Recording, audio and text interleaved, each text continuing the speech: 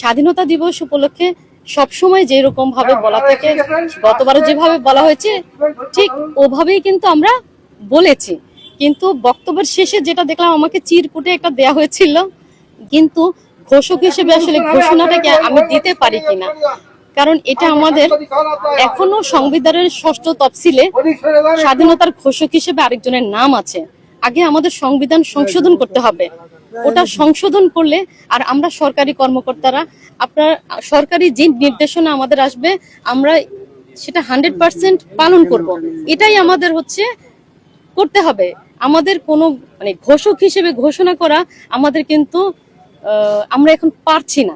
এটা আমরা পারবো যদি সেটা তফসিল হয়, গেজেট হয়, সংশোধন হয় সংবিধান, এটা আমাদের আগে করতে হবে।